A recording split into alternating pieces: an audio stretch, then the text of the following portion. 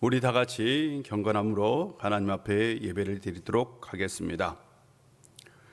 진리가 예수 안에 있는 것 같이 너희가 참으로 그에게서 듣고 또한 그 안에서 가르침을 받았을진데 너희는 유혹의 욕심을 따라 썩어져가는 구습을 따르는 옛 사람을 벗어버리고 오직 너희의 심령이 새롭게 되어 하나님을 따라 의와 진리의 거룩함으로 지으심을 받은 새 사람을 입으라.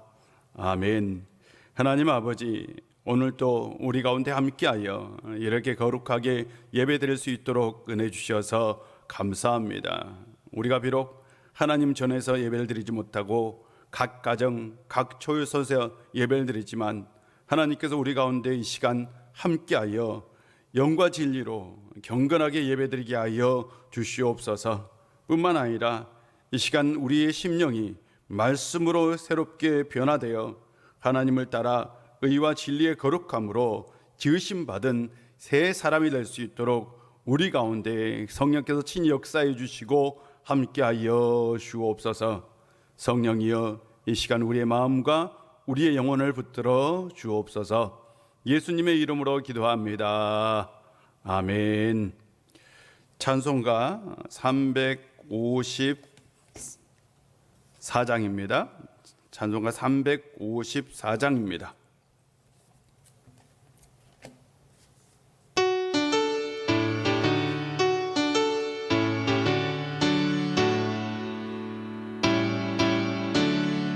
주를 항복하는 자 올라가 올라가 독수리같이 모든 싸움 이기고 근심 걱정 벗으니 올라가 올라가 독수리같이 주 항복하는 자 주 항복하는 자 주 항복하는 자 네가 강건하리라. 주를 항복하는 자 걸어가 걸어가 고단치 않네. 길을 잃은 양떼들 주를 찾아다니며 걸어가 걸어가 고단치 않네. 주 항복하는 자 주 항복하는 자 주 항복하는 자 네가 강건하리라. 주를 항복하는 자 달려가 달려가 피곤치 않네. 천성문을 향하여 멸류관을 엿도록 달려가 달려가 피곤치 않네.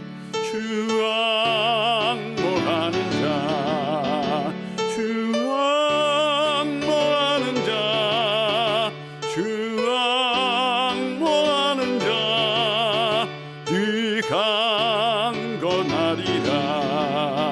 주를 항복하는 자 올라가 올라가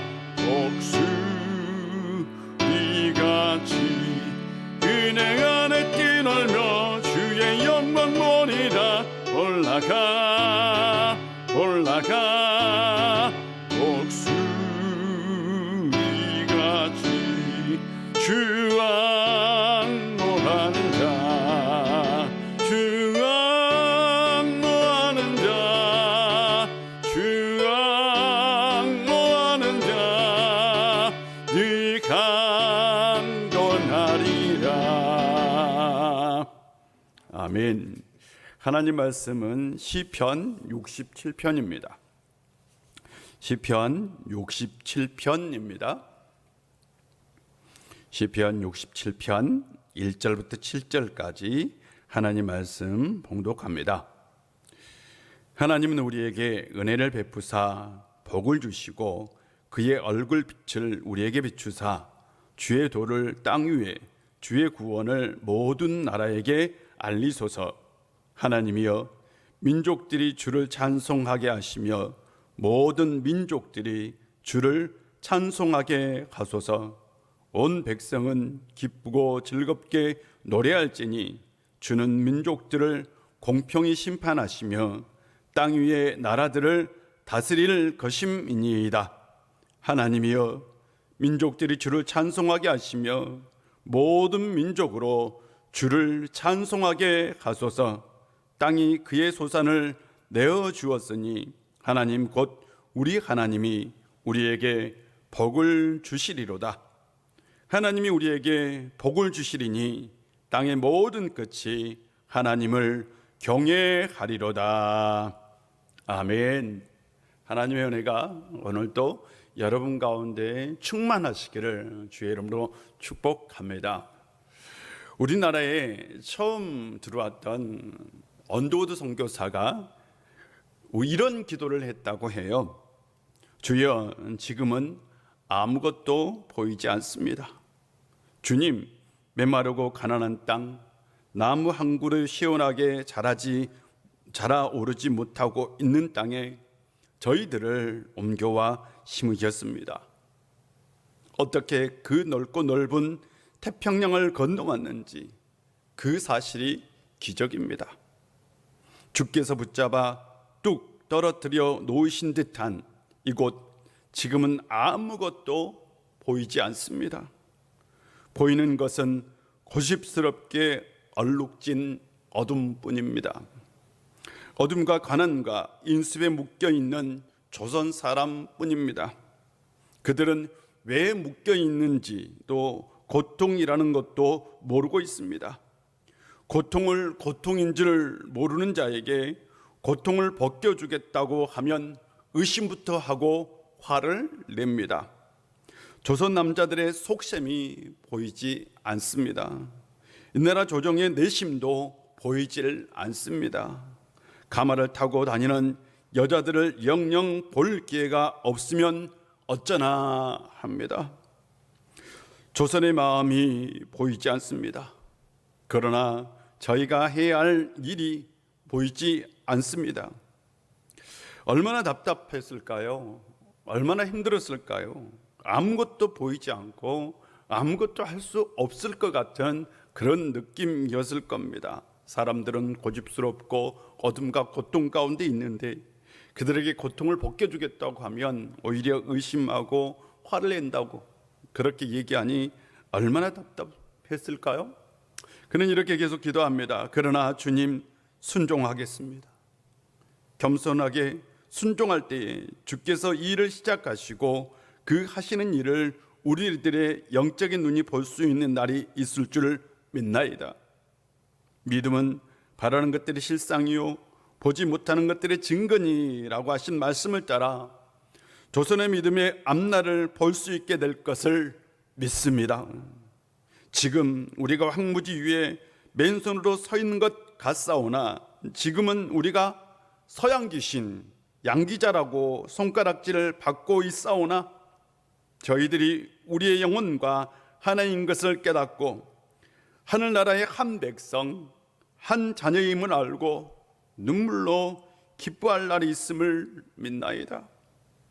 금은 예배드릴 예배당도 없고 학교도 없고 그저 경계의심과 멸시와 천대함이 가득한 곳이지만 이곳이 머지않아 은총의 땅이 되리라는 것을 믿습니다. 주여, 오직 제 믿음을 붙잡아 주소서라고 언더우드 선교사는 그렇게 기도했고요. 나중에 그 결실이 맺어져서 이 나라가 복음의 땅이 되었고요. 많은 사람들이 주의 백성으로 믿음으로 성장하게 된 거죠. 그때는 아무것도 보이지 않았지만 이 선교사가 한 영혼, 한 사람의 영혼을 품고 기도했을 때에 놀라운 결실이 있었던 거예요. 그러나 그때에는 복음을 전할 때에 경계가 있었고 멸시, 천대, 서양 귀신이라는 오해도 받았는데 그 모든 것들을 이겨낸 거죠. 선교사는 복음의 불모지에서 복음을 전함으로 하나님의 나라가 이루어지기를 소망하는 사람입니다. 선교사는 한 생명을 살리고 한 생명을 아끼는 사람입니다. 하나님이 없는 곳에서, 예수 그리스도를 모르는 곳에서 복음을 전하는 게 얼마나 어려운지요. 의심이 있고 경계가 있고 천시가 있고 멸시가 있습니다. 그런 상황 속에서도 선교사는 그들의 삶 가운데 들어가서 예수 그리스도를 전하고 복음으로 그의 인생, 그들의 삶을 바꾸는 거죠. 그런데 선교라는 그 자체가 이미 타 문화권에서, 타국에서 복음을 전하는 것이기 때문에 참 힘들고 어렵습니다. 그래서요, 복음을 전하는 그 선교사들은 그 나라 사람들, 그 문화, 그 나라를 이해하려고 굉장히 노력합니다. 그것을 통해서 복음을 전해요. 그런데 선교를 한다면서 오히려 선교에 방해가 되고 선교의 문을 막는 일이 있곤 합니다. 상주에 열방센터라는 곳이 있어요. 이 열방센터는 바로 인토콥이라는 선교단체가 운영하는, 그리고 선교본부입니다. 작년에 이 코로나 와중에 수천 명의 선교사들이 모여서 그곳에서 대규모 집회를 했어요. 그러고 나서 전국적으로 이 선교사들이 퍼져서 결국 확진자들이 생기는 일이 있었습니다. 그래서 기독교가 다시 한번 사회로부터 지탄을 받은 일이 있었습니다. 실제로 이 인토컵이라는 선교단체는 대부분의 교단에서 이 단체가 심각한 문제가 있다라고 규정하고 있습니다. 이 선교단체는 선교단체 중에서도 굉장히 극단적인 보수주의적 성향을 가지고 선교하는 단체입니다. 지난번 친구 장례가 있어서 같이 친구들과 함께 장례식에 참여를 했었죠. 제가 지지난 설교 때 말씀을 드렸던 친구입니다. 같이 갔던 친구 중에 파키스탄에서 선교 사역을 하는 친구가 같이 참여했어요. 이 친구는 안식년으로 들어와 지금은 박사 과정을 공부하고 있는 친구입니다. 재작년에 우리 교회 찬양 예배 때 와서 말씀을 전하기도 했던 친구입니다. 이 친구가 선교를 하는 곳이 파키스탄입니다. 파키스탄은 전형적인 이슬람 국가입니다. 바로 아프가니스탄이라는 바로 옆 나라에 있어서 늘 폭탄 테러가 있는 곳. 그래서 우리나라에서는 여행 금지 국가로 지정된 곳이 바로 파키스탄입니다. 이 친구가 올해 2월 달부터 파키스탄 대사관에 비자를 신청했는데 아직까지 비자가 나오지 않고 있다라고 얘기해요. 그러면서 이 친구와 장례식 갔다 오면서 선교에 대한 얘기를 나눴어요. 그 전에 파키스탄이 선교사들에게 비자를 5년씩 이렇게 주었대요. 그런데 지금은 1년 단위로 비자를 준다고 합니다. 이건 선교사들한테 굉장히 큰 고통이고 어려움입니다. 5년에 한 번씩 비자를 받는 것과 1년에 한 번씩 비자를 받는 것은 천지 차이죠. 그런데 이런 현상은 파키스탄에만 일어나는 것이 아니라 지금 아프리카와 중앙아시아 국가에서 일어나는 일이고요. 또한 이것이 왜 이렇게 됐느냐? 바로 인토콥이라는 선교단체 때문에 이렇게 되었다라고 얘기를 하는 거예요. 인토콥이라는 선교단체가 선교사를 각국에 보내면서 굉장히 극단주의적으로 선교 정책을 실행하는 거죠. 예를 들어서 이 파키스탄 국가는 모슬렘 국가죠. 근데 모슬렘 바로 회당 앞에서 기도를 하고 땅받기를 하고 찬송을 한다든지, 그런 길거리에서 사람들에게 복음을 전하고 기도를 한다든지 이런 것을 실질적으로 하는 거예요. 돌아다니면서 자기들끼리 찬송하고, 굉장히 선교적 입장에서 보면 안 좋은 모습이지만 자신들은 이것이 자신들의 선교 정책이고, 또한 자신들은 선교를 정말 잘하는 척 그리고 보여주기 위해서 그렇게 하는 거죠. 그런데 실질적으로는 그 나라들의 정부와 이렇게 큰 갈등이 생기는 거죠, 선교사들 간에. 그래서 아시아, 아프리카 이런 나라들이 지금 한국 선교사들에게 비자 주는 것을 이제는 심각하게 고려해서 비자 발급을 잘 하지 않으려고 한다 있다라는 거죠. 실은 선교를 한다는 게 결코 쉬운 일이 아닙니다. 선교를 한다는 건 그 나라의 정책 그리고 문화적 상황 이런 것을 충분히 고려해서 하죠. 그런데 그런 것들을 완전히 무시하고 오로지 자기들의 선교 정책만 내세워서 선교를 하는 거죠. 이걸 쉽게 말하면 종교의 우월주의에 빠져서 현지 사람들을 철저하게 무시하고 복음을 전하는 것이죠. 잘못된 선교 비전을 가지고 선교사를 파송하고 선교사를 훈련하는 곳이 바로 인터콥이죠.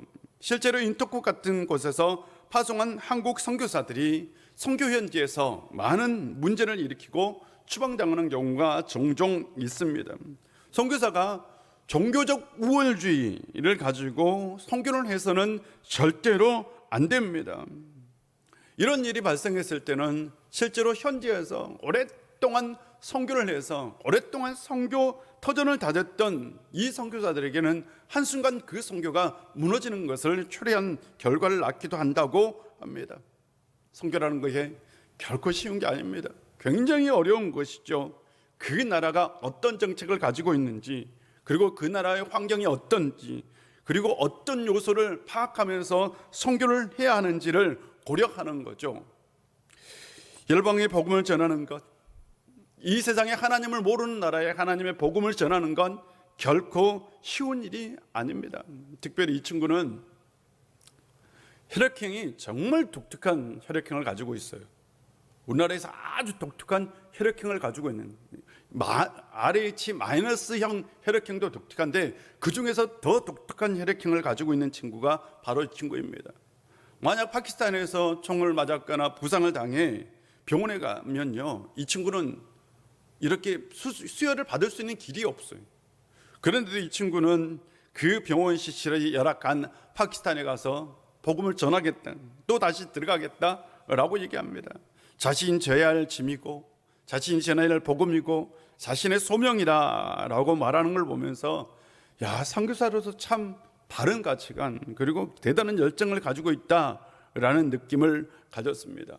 사랑하는 성도 여러분, 선교가 쉬운 건 아니지요. 선교는 참 어려운 것이죠. 시편 67편을 이런 시편이라고 얘기합니다. 바로 선교의 시편 또는 선교의 노래라고 얘기합니다. 왜냐하면 만방을 향해 하나님을 찬양할 것을 선포하고 있기 때문입니다. 3절 5절을 보면 하나님이여 민족들이 주를 찬송하게 하시며 모든 민족들이 주를 찬송하게 하소서라고 얘기합니다. 3절에도 똑같은 말씀이 5절에 그대로 다시 반복되어 있습니다. 이 시편 저자의 꿈, 비전, 기도 제목은 모든 민족들, 즉 모든 나라들이 하나님을 찬송하는 거죠. 모든 민족, 모든 나라가 하나님 앞에 나와 하나님을 찬양하고 하나님께 영광 돌리고 하나님께 예배하는 것, 그것이 바로 이 시편 제자의 꿈입니다. 비전이고 기도 제목입니다. 참 대단해요. 이 시편이 언제 기록되어 있는지, 언제 기록됐는지는 몰라요. 시대적 배경을 정확하게는 알 수 없습니다. 그러나 고대 이스라엘 사람들이 가지고 있는 보편적 사고라는 게 있어요. 보편적 가치관. 그들이 가지고 있었던 보편적 가치관은 선민의식입니다. 이스라엘 백성들은 세상에서 자신들이, 자신의 민족만이, 자신의 나라만이 영적인 우월성을 가지고 있다고 생각해요.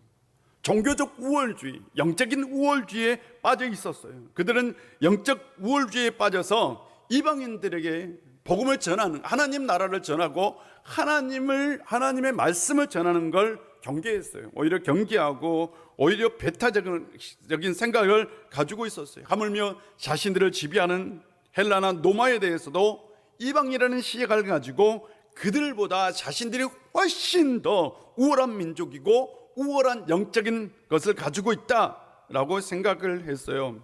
이스라엘 백성들이 가진 생각은 이 세상의 문화 속에서, 이 세상 속에서 자신들의 종교와 자신들의 신앙의 그 체계를 지키는 것이 최우선이었어요. 하물며 그들은 이국에 살면서도 그래서 철저하게 고립된 삶을 추구합니다. 이방인들에게 하나님을 전하는 것은 상상할 수 없는 일이었어요. 선민의식에 빠진 그들은 자신들의 민족만이, 자신들의 그 신앙의 체계만이 우월하기 때문에 다른 민족에게는 그것을 전할 필요가 없다라고 생각한 거죠. 물론 이방인들이 하나님의 자녀가 될 수 있었어요. 하나님의 자녀가 될 수 있는 건 율법을 지키고 할례를 받으면 됩니다. 그러나 유대인이 이방인들에게 그것을 전하고 권고해서 받는 것이 아니라 이방인이 유대인들이 가지고 있는 그 종교적 가치관이 좋아서 유대인들에게 내가 개종을 하겠다라고 말할 때에 그들이 율법을 지키고 할례를 받을 때에 그들이 바로 하나님의 자녀가 될 수 있었던 거죠. 그러니까 유대인들이 먼저 다가가는 것이 아니라 이방인들이 유대인들에게 다가왔을 때에 하나님의 자녀가 될 수 있었던 겁니다. 그러므로 그들에게는 선교 의식이라는 자체가 없었어요. 유대인들에게는 선교적 전칙 자체가 없었던 거예요. 유대인들이 가지고 있는 종교는 철저하게 배타적 종교였어요. 그 배타적 종교심 안에는 바로 종교 우월주의, 영적인 우월주의가 들어 있었던 겁니다. 지금도 영적 우월주의, 종교적 우월주의를 가지고 있는 그리스도인들이 있습니다. 그들은 무조건 세상 사람들을 정죄하고 세상 사람들을 차별합니다. 세상 사람들은 단지 그냥 지옥에 빠질 죄인으로 취급하는 잘못된 영적인 우월주의에 빠져 있습니다. 우리가 영적인 우월주의에 빠지면 빠질수록 복음을 전하고 하나님 나라를 전하는 건 더욱더 어렵고 힘든 일입니다. 시편 저자는 바로 그런 사회적 환경 속에서 독특한 노래를 하죠. 모든 민족들이 주님을 찬송하게 하소서. 이 세상 모든 열방들이 다 하나님의 이름을 높이고 하나님 앞에 예배드리고 하나님을 찬송할 수 있도록 하나님 그런 일이 일어나게 하여 주옵소서라고 기도했던 거죠. 어찌 보면 이것은 그 당시 사람들의 그 시대가 가지고 있는 사고를 넘어선, 신앙의 척을 넘어선 굉장히 좋은 신앙적 가치관이라고 얘기할 수 있습니다. 이 시편 저자는 하나님의 뜻이 무엇인지 분명히 알았던 사람입니다. 지난주에도 우리가 나눴던 말씀이 아브라함에 대해서 말씀을 나눴어요. 하나님께서 아브라함을 부르실 때에 이런 말씀을 하셨어요. 너를 축복하는 자에게는 내가 복을 내리고 너를 저주하는 자에게는 내가 저주하리니 땅의 모든 족속이 너로 말미암아 복을 얻을 것이다 라고 말씀하셨어요. 아브라함을 통해서 이 세상 모든 나라와 모든 민족, 이 세상 모든 열방이 다 복을 얻을 것이다 라는 거예요. 아브라함의 자손만, 이스라엘 백성만 복을 받는 것이 아니라 모든 나라가 복을 받을 것이다. 바로 아브라함은 그 복의 통로가 될 것이고 이스라엘 백성들도 모든 민족에게 복의 통로가 될 것을 하나님께서 말씀하신 거죠. 하나님께서 이스라엘 백성들을 선택하신 건 바로 이 세상의 복의 통로로 만들기 위해서입니다. 그들은 하나님의 말씀이 담겨 있는 도구에 불과했던 거죠. 이것이 하나님의 계획이었습니다. 하나님의 계획은 모든 나라 모든 민족이 하나님께 나와 구원을 얻는 것이죠. 이것이 바로 하나님의 계획이고 하나님의 섭리였습니다. 그런데 이스라엘 백성들이 이 사명을 감당하지 못했기 때문에 하나님은 다시 하나님의 아들을 보내셔서 그 계획을 이루신 겁니다. 하나님의 계획은 모든 나라 모든 민족 모든 사람들이 죄에서 자유를 얻는 겁니다. 이것이 하나님의 위대한 계획입니다. 시편 저자는 바로 그 시대에 선민의식에 빠져 있고 종교적 우월주의에 빠져 있는 그 시대에 바로 이런 비전, 이런 꿈을 가지고 있었던 사람입니다. 참 대단하죠. 저는 이 시편을 읽으면서 이 시편 저자는 참 대단한 사람이다. 이 시편 저자는 당시 사람들이 가지고 있던 생각과는 다른 생각을, 다른 가치관을, 다른 비전을 가지고 다르게 기도했던 사람이다 라는 거죠. 그는 누구보다 바른 가치관과 바른 세계관을 가지고 있었던 거죠. 그리고 나서 그걸 가지고 하나님께 기도했던 사람입니다. 믿음의 사람이라고 모두가 다 바른 신앙을 가지고 바른 하나님 나라 가치관을 가지고 사는 것은 아닙니다. 우리는 하나님을 믿습니다. 우리는 분명히 하나님의 자녀입니다. 우리가 하나님의 자녀라면 하나님의 뜻이 무엇인지 분명히 바른 하나님 나라의 가치관을 가지고 살아야 합니다. 우리가 바른 신앙의 가치관을 살기 위해서는 하나님의 나라가, 예수님이 왜 이 세상에 오셨는지 분명히 알아야 합니다. 사랑하는 성도 여러분, 우리가 신앙을 가졌다고 해서 항상 바른 신앙 가진 것은 아닙니다. 늘 바른 신앙을 가지고 하나님 나라를 위해서, 복음을 위해서 기도하고 그 꿈을 가지고 사는 성도님들이 되시기를 주의 이름으로 축복합니다. 그렇다면 이스라엘 백성들은 어떤 역할을 감당해야 했을까요? 그것은 바로 하나님 나라의 통로가 되는 것이었습니다. 1절 2절에서 시편 저자는 이렇게 기도합니다. 하나님, 우리에게 은혜를 베푸사 복을 주시고 그의 얼굴빛을 우리에게 비추사 주의 도를 땅 위에, 주의 구원을 모든 나라에 알리소서라고 기도합니다. 또한 7절을 보면 하나님이 우리에게 복을 주시리니 땅의 모든 끝이 하나님을 경외하리로다 라고 얘기합니다. 시편 저자는 먼저 우리에게 은혜를 베풀어서 복을 주십시오 라고 얘기하죠. 복을 주고 난 다음에 하나님께서 그 얼굴을 우리에게 비추어서 주의 도를 땅 위의 모든 사람에게, 주의 구원을 모든 나라에 다 알려주십시오. 전제 조건이 뭐냐? 복을 달라는 거예요. 하나님 복을 주세요 라는 거죠. 먼저 복을 받게 해달라고 얘기하죠. 먼저 잘 되게 해달라고 기도합니다. 이건 참 중요한 기도입니다. 제가 언젠가 한번 수예배 때 이 말씀을 드린 것 같아요. 제가 아는 안수 집사님이 했던 얘기를 저는 잊을 수가 없습니다. 이분이 이제 은퇴를 하고 시골 가서 살려고 이제 시골에 땅도 사고 집도 짓고 해서 시골에 내려간 거예요. 근데 시골에 가보니까 교회가 있더랍니다. 그런데 그 동네에서 목사님이 가장 가난하더래요. 그 동네는 사람들이 투경작물을 해서 다 잘 사는 동네였대요. 근데 목사님은 가장 허름한 교회에서 가장 낡은 자동차를 타고 가장 작은 집에서 살고 있더랍니다. 그래서 이 집사람이 속으로 생각하기를 동네 사람들에게 뭐라고 복음을 전할까? 예수 믿으면 잘 되고 복을 받는다고 전도를 할 수 있을까라는 생각이 들더랍니다. 물론 하나님의 나라, 복음은 그게 전부는 분명히 아닙니다. 그러나 우리는 중요하죠. 세상 사람들이 어떤 생각을 가지고 있는지를 알아야 합니다. 세상 사람들이 가진 시각은 하나님을 믿으면 잘 살아야 된다라는 생각도 가지고 있습니다. 이 세상 사람들이 보기에 목사가 가난해요. 그 가난한 목사가 자기에게 와서 전도를 해요. 하나님 믿으면 복 받습니다. 말이 되겠어요? 안 된 거죠.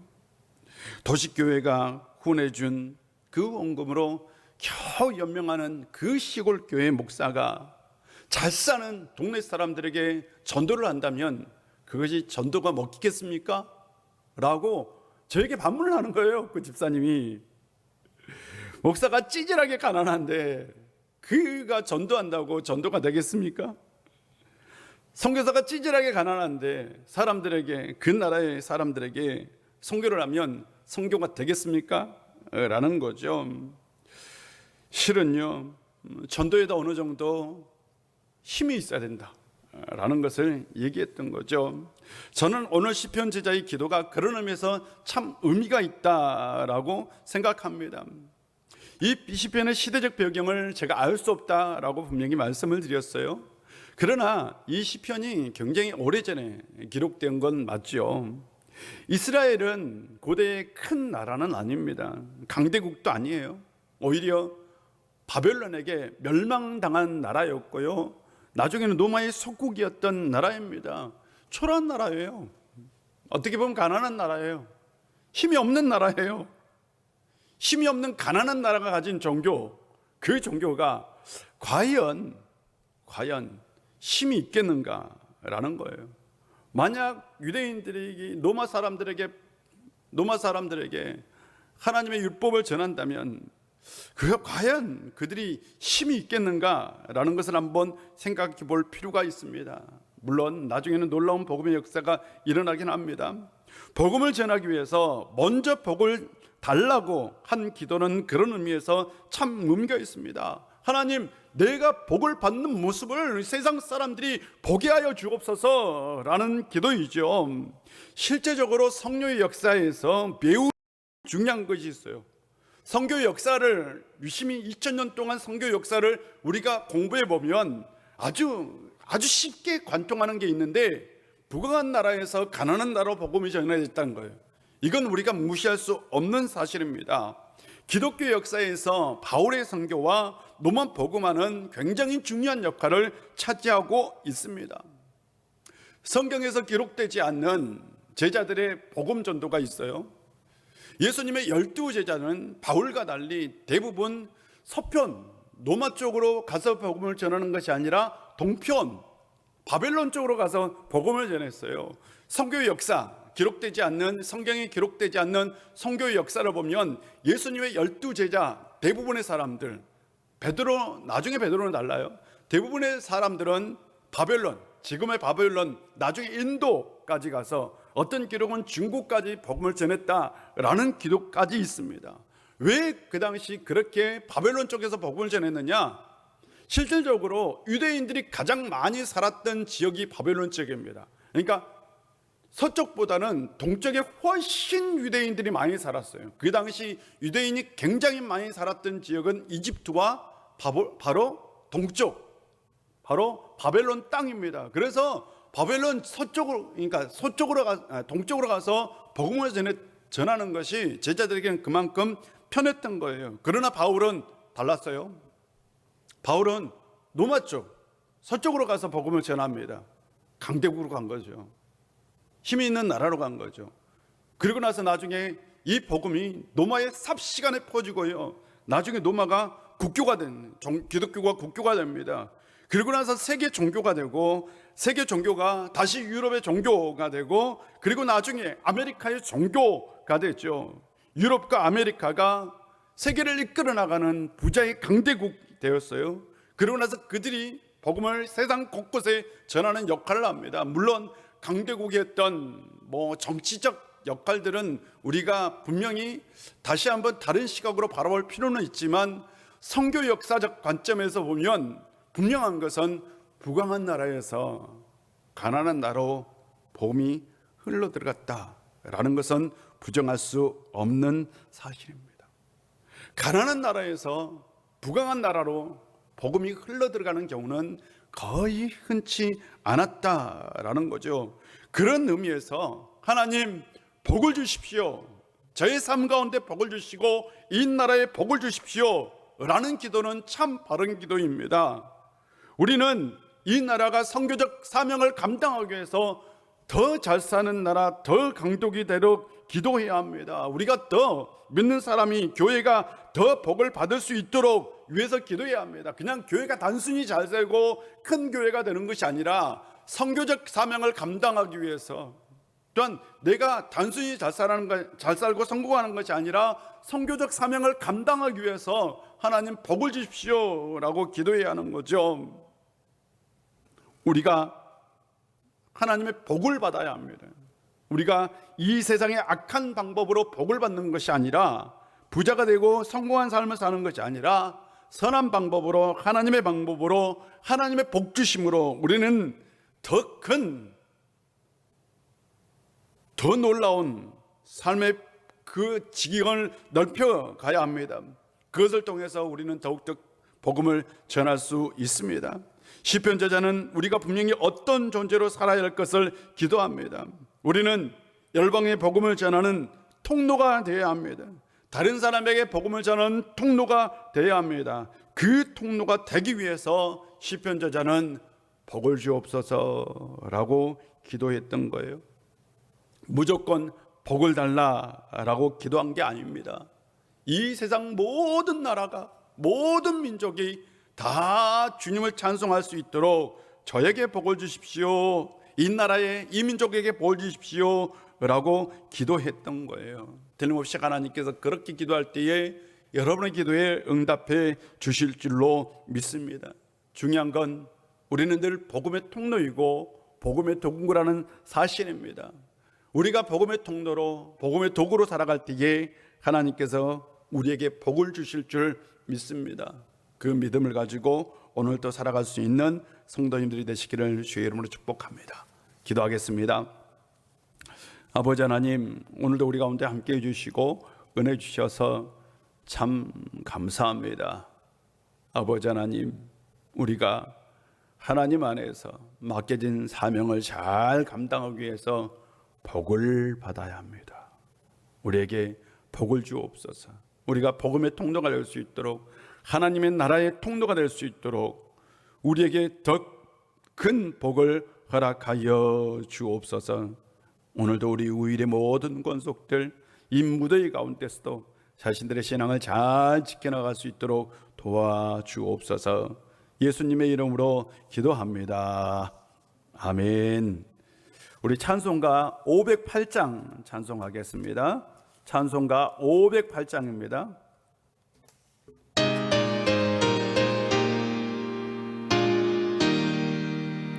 우리가 지금은 나그네 되어도 화려한 천국에 머져나가리니 이 세상 있을 때 주 예수 위하여 끝까지 힘써 일하세. 주 내게 부탁하신 일 천사도 흠모하겠네. 화목해 가라신 그 주의 말씀은 온 세상 널리 전하세. 주 예수 말씀이 온 세상 만민을 흉악한 죄에서 떠나라 하시니 이 말씀 듣고서 새 생명 얻으라. 이 기쁜 소식 전하세. 주 내게 부탁하신 일 전사도 흠모하겠네. 화목해 가라신 그 주의 말씀을 온 상 널리 전하세. 영생의 복락감 천국에 갈 길을 만 백성 알도록 나가서 전하세. 주 예수 말씀이 이 복음 전하라. 우리에게 부탁하셨네. 주 내게 부탁하신 일 전사도 흠모하겠네. 화목해 가라신 우주의 말씀을 온 세상 널리 전하세. 아멘. 우리 다 같이 기도문합니다. 하늘에 계신 우리 아버지, 아버지의 이름을 거룩하게 하시며 아버지의 나라가 오게 하시며 아버지의 뜻이 하늘에서와 같이 땅에서도 이루어지게 하소서. 오늘 우리에게 일용할 양식을 주시고 우리가 우리에게 잘못한 사람을 용서하여 준 것 같이 우리 죄를 용서하여 주시고 우리를 시험에 빠지지 않게 하시고 악에서 구하소서. 나라와 권능과 영광이 영원히 아버지의 것입니다. 아멘.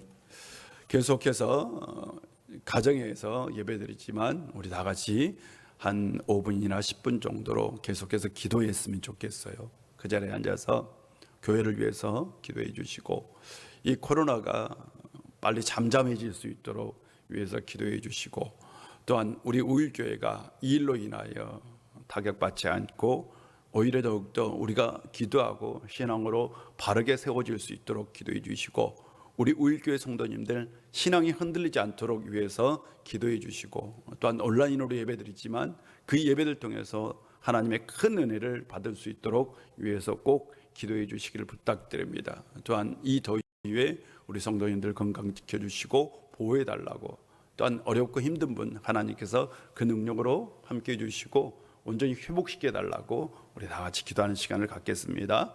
우리 다 같이 기도합니다.